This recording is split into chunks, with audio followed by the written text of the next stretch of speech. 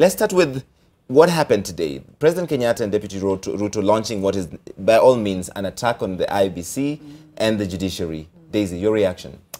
Very unfortunate remarks. And really, I think this is where it's good to tell the president and his men that sometimes, at this point, silence is golden.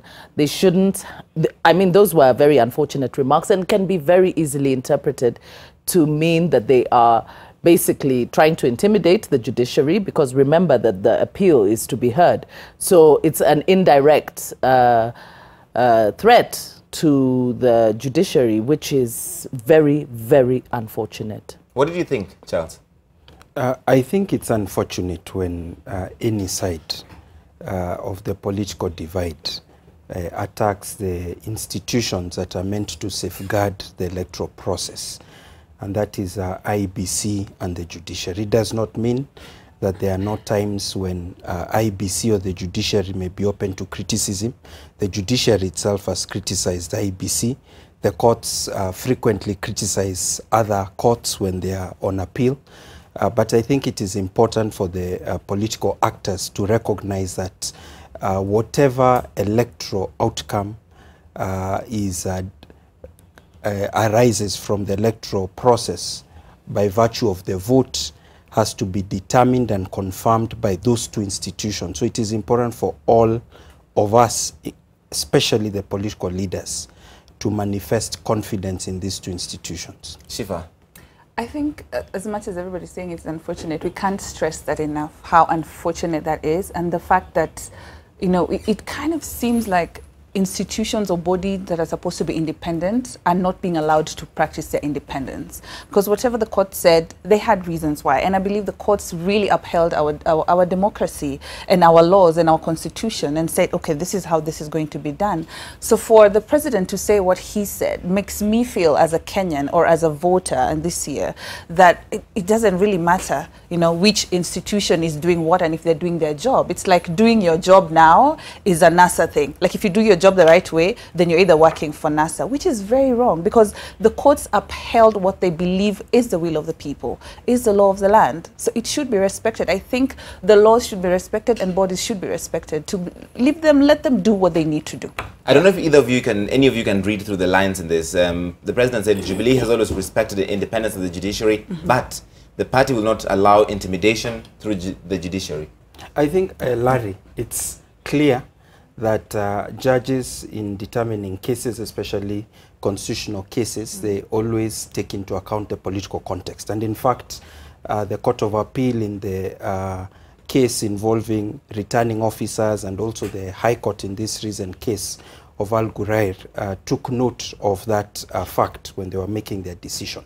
So I think there's this insidious temptation on both sides to try and influence the judiciary through public statements that they make in the course of the judicial process. And to be honest, this is something that has been done equally by both sides of the political divide in the run-up to this election. So I think what Jubilee is trying to do is to now apply their political pressure to try and influence the judiciary and IEBC in the next step of decision-making. The Chief Justice had to give a statement this evening, basically distancing himself from what Jubilee claims and saying they're impartial and he believes in the independence of the body he leads. I want to play that soundbite for you. That is now the source of all of this controversy. This is what the Chief Justice, David Maraga, said in Mombasa on, I believe that was on 4th July. Watch.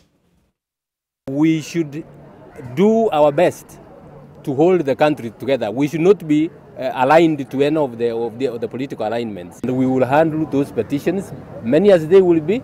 The judiciary is ready and has completed with all the logistical issues. We will deal with those petitions and complete them within the time specified. So he didn't say what the Deputy President says he said? Well, no, he didn't. And I think he has come out today to reiterate that he didn't. But I think that it's important that our leaders be careful about the remarks that they make. Remember that the judiciary is the arbiter for all sides. And the minute we have such strong opposition and aspersions being cast on the independence and the impartiality of the judiciary, then we begin to erode the confidence of the people. Because if the head of state and his deputy are beginning now to cast aspersions on their impartiality, then, you know, they also hold sway over a huge population of Kenyans. So they would be negatively influencing the way people see the judiciary. The judiciary is an independent arm and should not be coerced. In the same manner that they are saying that as Jubilee, they will not tolerate it, then it is equally intolerable for them, or anyone else for that matter, to threaten, because we've also seen the opposition have also said, you know, that they're not going to go to court and everything. So it cannot be that our politicians, when the courts rule in their favor, they support the judiciary, and when it seems like the courts have ruled against them, because I don't understand why Jubilee would feel that the judgment that was rendered on Friday would be against them. This was a judgment on the procurement process, and IEBC, in fact, remember that the courts threw out every prayer of NASA. They found that they had no merit. The court ruled on the matter of public participation and on what Ekuru Aukot as a, that was the Tabu Alliance's yes, as a submission. Presidential candidate, yes, he argued that as a presidential candidate, he was not consulted, and therefore public participation did not take place. So NASA basically lost the case. Yes. Their prayers were not. They were the applicant. So, you know, but the matters that the prayers that they sought, yes, were not granted. No, they didn't lose the case. The arguments they used did not succeed, but the prayers they were seeking, they got them. NASA is very happy and Jubilee is unhappy. That's the reality. But you see, the problem, Charles and Scheaffer, is this is not the first time NASA has prevailed in this tendering process. In fact, because the fact that the judges, John Ngugi, John Mativo, and George Odunga ruled in their favor, as you say, is not the first time. The reason why the IBC eventually went through a restricted tendering, etc., is because NASA had succeeded twice or three times in having previous tendering processes thrown out on technicalities. So Jubilee is right to say, okay, it seems to be that the judiciary always rules in favor of NASA. Not really. I think we have to be very pragmatic and very honest about it. I don't agree so, because that would make it sound like, oh, so the courts have always been looking towards one direction and now they've all of a sudden turned towards the other direction, which is not true. The tendering process or the procuring process of this entire ballot paper printing, whatever, now that's been a scandal,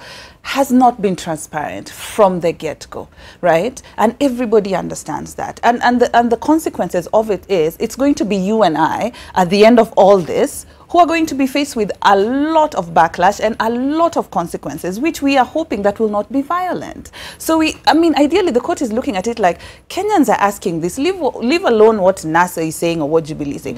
Where is the voice of the people? Who stands up with the people and realizes that the people still matter in this entire process? Who includes them, if not the courts? Who upholds their voice, if not the courts? Who affirms that the people still exist in this process and that the election is not just for two people? This, for me, is about the Kenyan voter and above and beyond just the two principles we're fighting about. So this is not about the court siding with NASA all through and through. If NASA have been fighting around or rallying around the right things, the issues that are touching on the people, then well and good, the courts are siding with them, right? But it's not like now they disown Jubilee. That's not the thing. Because I think they're trying to play politics with something that they shouldn't. For me, that they shouldn't at all.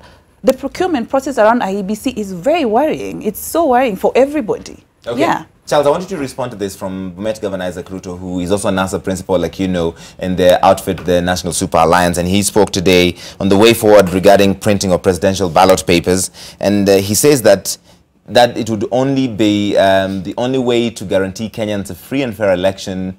The presidential ballot papers are supposed to be printed from the 18th of this month, according to the IBC calendar. So this is what Isaac Ruto says. Mambo ya printing ya presidential ballots, lazima tutafute mtu ambaye ataprint bila kwenda kuongea na mwingine kwanza. Najua hao watu wa Algurea walikuja wakaongea na moja ya wale wanagombea viti wakakaa naye. The whole day. IBC, tafadhali tusiongea na viongozi ambao wanapigania kiti cha urais na musikizane mahali ni nani ataprint hiyo ballot papers. Musikizane wote na musitulete wale wanatoka India, wale wanatoka Dubai, wale wanatoka China. Of course usianze na hata na Wakenya, usifikirie hata. Forget about printing it in Kenya. Wewe fikiria nchi kama Japan, kama Germany, America, France. Charles, your reaction? I think, Larry, there is a genuine concern beyond all the rhetoric, which I think we've spoken about and is quite unfortunate, which is that we have 30 days before the general election and we're beginning a procurement process from scratch. The assumption, as you can see from Isaac Ruto, is that each of the presidential candidates will have veto power in the discussions that they are going to have. So this one will say, I don't want China, I don't want Dubai. This other one will say, I don't want South Africa. So will you reach a consensus? And the reality is that when you're beginning the procurement process, there are several steps that you must go through, including the ones of determining what are the specifications of the tender, identifying who are the potential companies or organizations that could supply this, engaging them, negotiating the price, and if they agree, there is still an opportunity under the Public Procurement and Disposal Act for someone to go for dispute resolution, either to the procurement board or to the High Court. Okay. What happens tomorrow? Because the IBC is meeting the presidential candidates. Yes. At the same time, it is appealing the Friday ruling. So what is this, a multi-bet? Naturally, they have something of that sort. They cannot ignore the court decision and place all their eggs in one basket and say we'll wait for the appeal even if it takes 2 weeks, because that would be an egoistic approach where they're saying that it's do or die. On the other hand, as they try to implement the decision of the High Court, they have raised concerns, which I think are legitimate concerns about the scope of the decision on public participation. And all the procurement experts in different public agencies have expressed concerns about how do you implement this issue of public participation. Of course, the court has said that it is up to the procuring entity to come up with a program of implementation. So it's a very hazy situation. And for public officers, they prefer to have certainty about the law. Right. So it makes sense to appeal, but at the same time, it makes sense to begin trying to implement the best they can the current decision, because you only have 30 days. And if the procurement process was to take the whole steps it has to take, including dispute resolution, even 30 days is not enough. Because we have 29 days, Daisy. So does that mean if they can agree tomorrow with the presidential candidates, then they withdraw the case? If not, then wait on the appeal, and what happens? I imagine, you know, a lot of what needs to be done is already there, because they know the specifications of what is needed, the capacity of the company, all those things are already in place. So in terms of even being able to determine the nature of the company, I think that would be easier. But when we begin to hear the kind of comments that Isaac Ruto is giving, it is almost like directing IBC, you know, that you cannot take this one and you cannot take this one. I think it's right now, the best way forward is for them to try and arbitrate this situation, see if they can come to an agreement. Of course, we hope that they can come to an agreement. We hope that the presidential candidates would be reasonable also in keeping with the interest of the whole country and not looking at parochial interests. And I hope that after tomorrow that we will have white smoke coming out of the IBC, where they say, as presidential candidates, that they have all of them agreed on the way forward, whether it is Al Ghurair or whatever company. Because let's not also forget, because I think this Al Ghurair is also being cast into very yes, you know, negative light. But let's not forget that they are the ones that have been doing the printing for most of our ballots, you know, before. Since so 2014. they're not an unknown entity in Kenya, you know. So and NASA was not able, as my colleague Ken Mijungu points out, they lost the prayer to lock out Al Ghurair from doing business with the IBC. So technically, the IBC may still award it. But knowing what we know, Scheaffer, is it possible? Are you optimistic that when they go into this meeting tomorrow, we'll have white smoke, considering how antagonistic these parties have been? I want to hope so. Today, I think I want to be the most optimistic person in Kenya, because I really want them to put us first as the people who are going to be involved in this election and as the people who will lose most in this election if they lose that.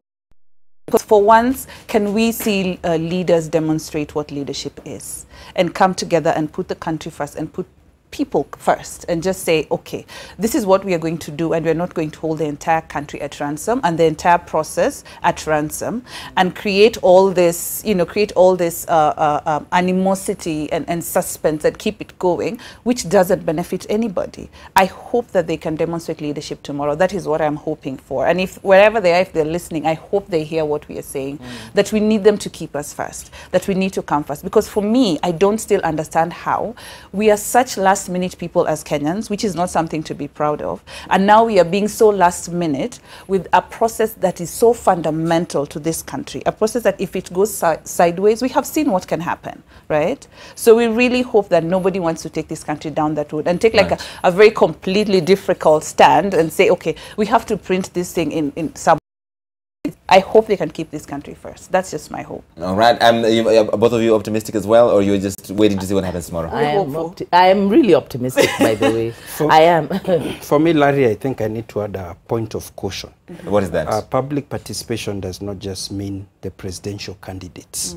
And I think that is why IBC has also put a deadline for Tuesday for other members of the public. Outside of the presidential candidates? Outside of the presidential candidates to supply the information. Okay. Of course, if the presidential candidates take the leadership and agree on a common position, it is likely that the rest of the country will follow. All right. But let's not forget that public participation is not just for a few individuals, it is for the public as a whole. Okay. So I do agree with Scheaffer that I hope that we can have a focus now on the public interest, the good of the country. We have only 30 days, and I think the politicians know as well as we do that we do not want to extend the electoral process beyond 8th of August. Thank you all so much for coming in, Daisy Amdany, Charles Kanjama, and Scheaffer Okore. Appreciate your time, and at least that's the one thing both sides agree on. Both Jubilee and NASA have said they do not want their August 8th date postponed.